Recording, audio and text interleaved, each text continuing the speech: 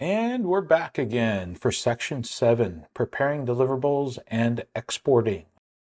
This first section, we'll be going over the deliverable. We're going to go over deliverables. We went over it earlier and just kind of touched on it. Now we're going to really focus on it since we're going to be exporting out our commercial.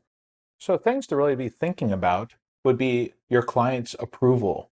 The first thing that we're going to need before we do any kind of exporting and encoding is we're going to be making like an email version, a small file size version to be able to send out to our client.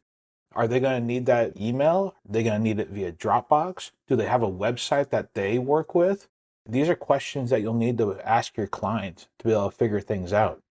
Once you get approval from them, one thing that we would have already spoken to the clients about is where is this going to be delivered to? Where is this airing? Is this going to TV broadcast?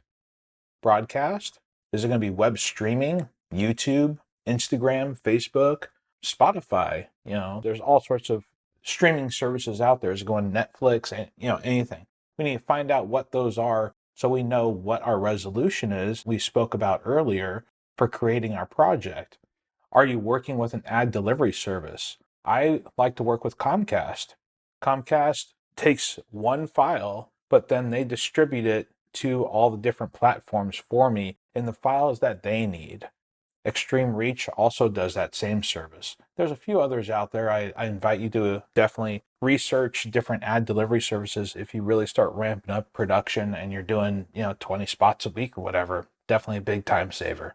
And then speaking about the ad delivery services and web streaming and the TV broadcast, what file formats are they going to need to encode? Are they going to need an Apple ProRes QuickTime? Are they going to need an MP4? Do they need MPEG-2? Do they need AVI? Lots of different file formats out there. Every TV station is different. Web streaming services are different. Ad delivery services are different, but they usually take one thing. Here on the right of our screen is the web delivery service of Comcast.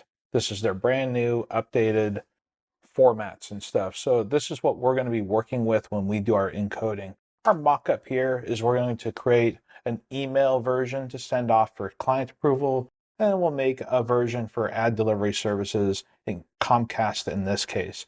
So looking at their formats, they're going to need an MPEG-2 video file.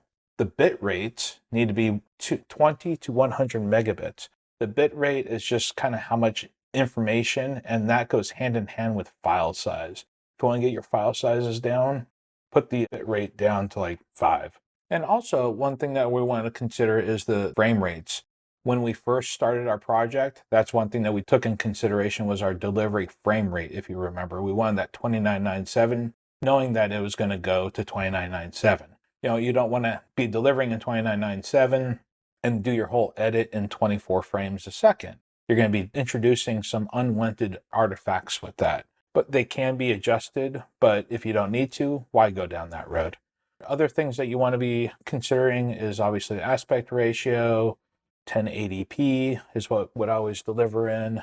Your audio. Are you just doing a stereo mix?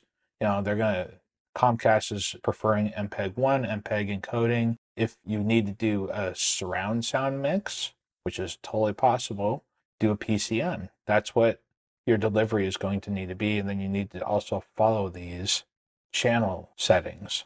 Lots of things to take in consideration when doing deliverables.